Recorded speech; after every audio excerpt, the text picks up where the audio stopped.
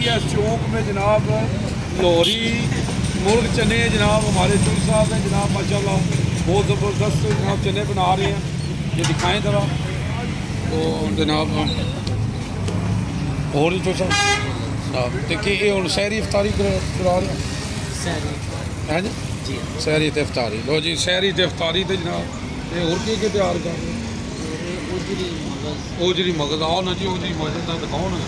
हूँ जब बोलो ना जनाब साड़ी स्पैशल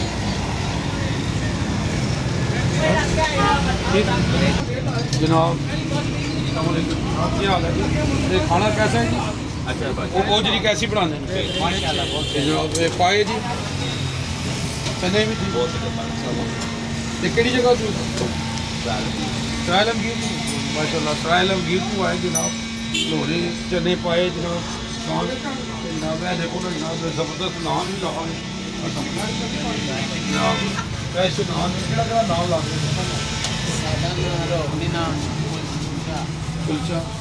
और फ्रैश ताज़ा नान सारा कुछ मिलेगा जी। है जी लस्सी का भी बंदोबस्त है जी, लस्सी भी है जी, लस्सी का भी बंदोबस्त है जी। चने जो जी चने पाए अपना चने ते मुर्ग चने ते जनाब अंडा हाँ जी ज़बरदस्त जी। ते जनाब ए दिखाओ जी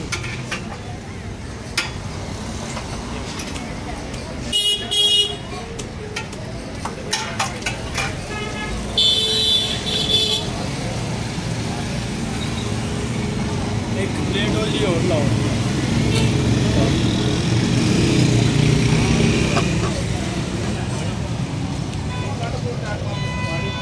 लाहौर के जायके चौधरी साहब जहलम में लिया है जनाब जहलम वाले वास्ते कि लाहौर ना जाना पवे तो इत्थे आओ तो खाओ है जी।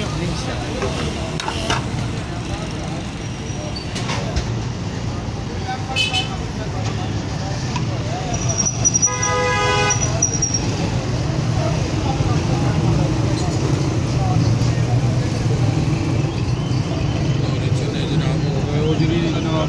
प्लेट तो तैयार हो गई जनाब सामने आओ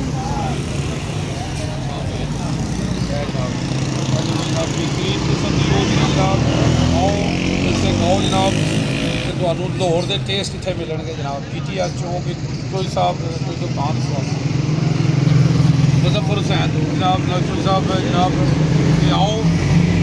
मज़े लो जनाब ठीक हो गए फोटो मारो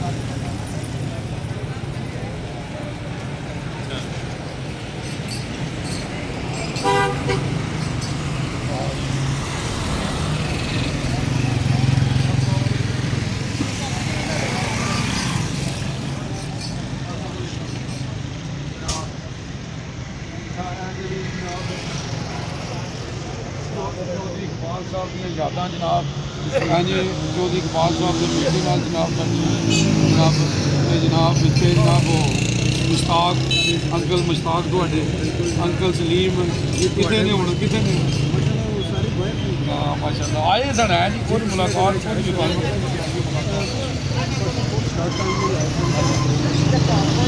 और जनाब अजकल जनाब जो जूस पीना चाहिए थोड़ा जहा दसो सीजनल के हिसाब नाल अजकल मौसम के हिसाब नाल अजकल ऑरेंज फ्रैश चल रहे हैं, गाजर का जूस चल रहे हैं फ्रैश, सेब का अनार का मिल्क शेक में फिर नाल स्ट्रॉबेरी अजकल सीजनल आ रहे हैं अच्छा खजूर का बन रहे हैं। मुश्ताक थोड़े अंकल मुश्ताक सी ना सानू वो पता कि बना के दिंदे हुंदे सानू इन्हां ने गाजर ते जनाब ना इहदे मिक्स करना इन्हां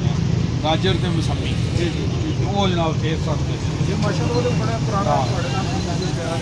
पूरी रात सारी रात जी बड़ा माशाल्लाह बंद करके पूजा के स्टेशन पे जा और सोचा प्यार ये लोग बगैर किसी